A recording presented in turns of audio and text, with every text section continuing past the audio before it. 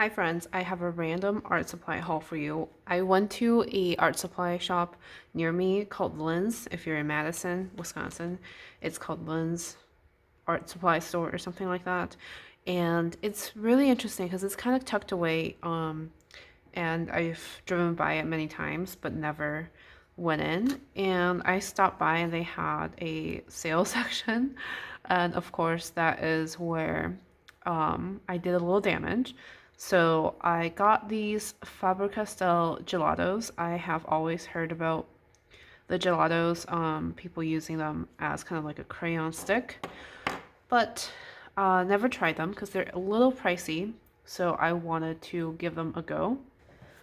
So, and I'm sorry for the glare, but let's start with just kind of scribbling this on. And these were on clearance, so I don't know. Oh, they're really creamy. I was wondering if they were old stock or something, but these are actually really nice. And I have a watercolor brush. This is just a cheap one. So I think I can dilute these. Yep.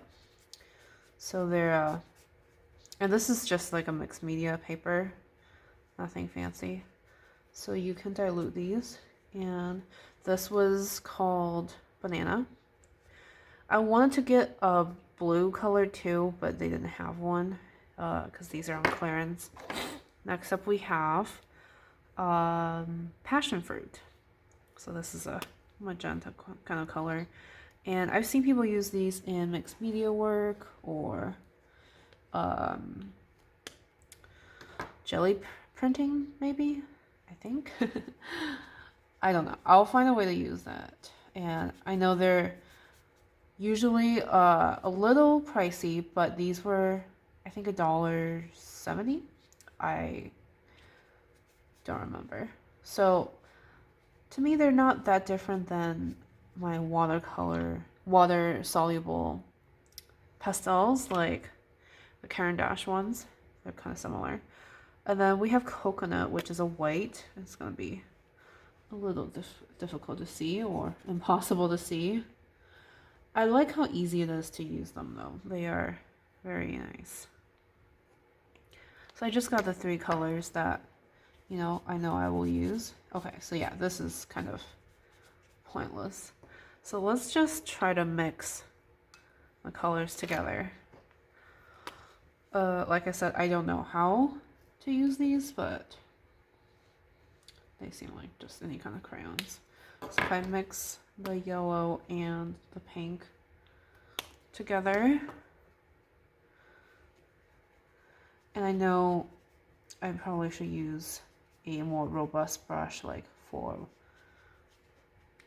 acrylic, but this is not an expensive brush, so that's okay. And this is kind of a mango-ish color. So that's the gelatos. Now I guess I have three. And then I also got, the only reason why I got it is because it says 3D. So it's Lumiere from, the brand is Jacquard. Lumiere Dimensional Metallic Paint and Adhesive in warm gold. And it says for fabric and wool surfaces, let dry 72 hours before washing. Use as a bead glue or general adhesive. That is really interesting. And I don't know if I'm supposed to shake it. It's very thick. So I'm just gonna put like, okay, it's coming out now. Okay, so I hope you can see it right here. It is three-dimensional, like it says. I kind of want to touch it to see how, it's not that sticky. And yeah, so I can definitely find a way to use this in my mixed media work. It's gold. So and this was, I don't remember how much it was. Well, actually I have the receipt. So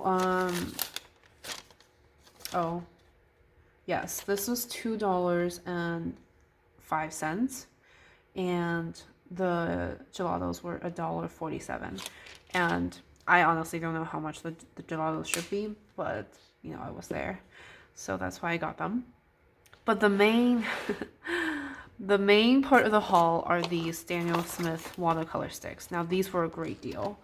That's why I got so many of them. They were $7.29. And this is a stick is basically an equivalent of one full pan. Sorry, one 15 milliliter tube. 15 milliliter tube that can cost around $10, $15, $17 depending on the series of the paint. So I have never tried the sticks, but I have tried the watercolors from Daniel Smith a lot before. And I think I'll just try to, should I try to scribble it on? I won't use it like as a scribble stick because I think it would be just a lot easier to put it in a pan. But for the swatching purposes, I think I will just scribble it on. So this is buff titanium, and they feel really, really hard. So yeah, I don't know if the scribble is actually the best way to do it. What I can also, because it's kind of hard to, or what I can also do is just get a little bit of the paint. Is that better? Well, it's hard to tell because this is such a light color, buff titanium.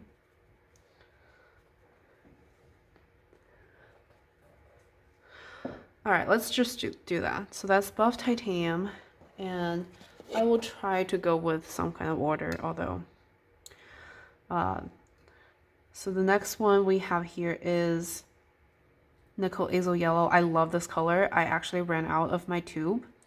So that's why I got this, and you know, it's one of my favorite. Oh, okay, so this is rewetting very well, and I wonder if it's the same pushy. It doesn't seem to push as much as the pan does. And let's just see if scribbling this would be. It's interesting trying to use watercolor like as a crayon. I don't know if the scribble actually did anything. Let's try to rewet that. Yeah, it doesn't quite want to disperse. You can still see the initial scribble pigment, so I wouldn't recommend, unless that's the effect that you're trying to achieve. I wouldn't recommend that. And then what color should we go with next? Let's do vermilion, organic vermilion. I don't have this color in Daniel Smith. I'm sure I have. Wow, that is gorgeous. I'm sure I have this color in a different paint brand, but now I'm not so sure. That is absolutely gorgeous. I love that. That looks like a perfect color to draw either watermelon or peach or peonies, or, you know, just such a striking color. Wow. I hope you can see that. Next we have Quin Coral. This is again another color that I have in Daniel Smith watercolor and the tube paints, and I absolutely love it. So in comparison, Quin Coral looks so much pinker, even though this is, you know, not really a pink color. It looks a lot pinker compared to the vermilion, but it is gorgeous as well. And I'm glad that I have another kind of tube because I finished my full tube. And then we have, let's do this next. Let's do Quin Violet next. I don't have Quin Violet in Daniel Smith. It is PV19, which is a familiar pigment, so I'm sure I have it in, yeah. It's not my favorite kind of violet. I love cobalt violet, you know, the violets that are really bright and kind of like a unicorn color. This is a little bit duller of a violet color, but it's still pretty, and I'm sure I'll use it. Okay. Well, and for the blues, they really didn't have many blues to choose from.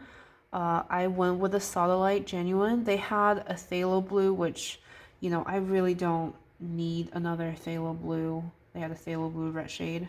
So I went with Satellite Genuine, which, is a Primatech color and really, really expensive. I have this in a small tube, I believe, and it's not my go-to blue, but that's okay. I I like the granulation, and again, this is a mixed media color paper, so it's not ideal for watercolor, but this is just what I have on hand. So this one I think I'm probably the most excited about, although I'm really excited about the organic vermilion. I wonder how light fast it is because it's so bright. But undersea green is a mix of multiple pigments, I believe, and I have only, yeah, so it's PB29, nickel azo yellow, PY150, and quin gold. So ultramarine blue, nickel azo yellow, and quin gold. So I have thought about getting this so many times, undersea green, and I never, is it undersea green that I got? I don't think so. I think I got, what's the other one? Cascade green. I think I got Cascade green, which is a mix of multiple pigments as well, and it has more of a teal or turquoise in it. But the undersea green is, I think it's in the Jane Haynes set, and she's kind of what made it so famous. Beautiful color as well. Yeah, I like the kind of greens that are more organic, more olive in tone versus like a bright green. So next we have, let's do this first. I have Daniel Smith Lunar Black, which is one of my favorite paints. I actually have just got a, let me move this up. I recently just got a full tube of it, but I mix this color with so many other colors to add granulation that I don't mind having another.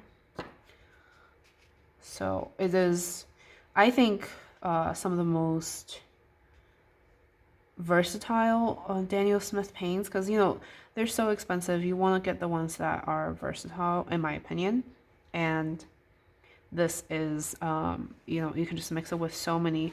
Like, I love mixing it with quinacridone colors to add granulation, and instead of buying a bunch of specialty granulation paints. Not that I don't do that, because I have my fair share of those as well. So next we have Hematite Genuine. I don't think I have this. I have Hematite Violet or Burnt Scarlet. I mean, they have ridiculous long names. But this, I believe, is also kind of blackish looking. And, okay, it's like a warmer tone. It's more of a gray. And this is a little bit harder to re-wet because it is another Primatech color. And I love these neutral colors in landscape because, I liked having a lot of neutral colors and then one or two kind of bright pop of colors to add contrast. And the last one that we have here is Hematite Genuine. I have this in a small tube, and it is one of the Primatech colors as well. And because everything was, oh wow, that is gorgeous, because everything was the same price versus in different series. I thought this was a great deal because I know in tubes this would be like $15, and this is equivalent of about one full size tube for the 15 ml tube. So those are all the colors that I got. It is definitely not a complete palette. They only had so many to choose from. And I didn't want to get, another French ultramarine or a phthalo blue, phthalo turquoise. Those are colors that I have that I don't necessarily use a lot, or French ultramarine, I have that many times over. I didn't need another one, so I try to behave and only get the colors that I either use a lot, like nickel hazel yellow, quint coral, and colors that I haven't tried before. I don't think I mentioned this, but the buff titanium, I have not tried it either. I have a Van Gogh version of the buff titanium, and it's nice, but I want to see how the Daniel Smith one works. So with these sticks, I think I'm gonna chop them in smaller chunks and put them in half pans. I don't think I have a palette for them yet, but that's okay. I'll figure it out. And I think that'll just make a lot more sense than using them in a stick form. But they're really versatile, and if you want to share with your friends, I don't have a lot of friends who do watercolors, but if you want to share with your friends, it's easy to kind of just chop it, and you don't have to wait for the pans to dry. So that's really nice. And I will try to contain myself and not go back to the store and get more of these colors. So that is all of my haul for today. I'm sorry again for the glare. I have a window that has bars, so I can't really get around with that. But I hope this was helpful, and I'll talk to you next time. Bye.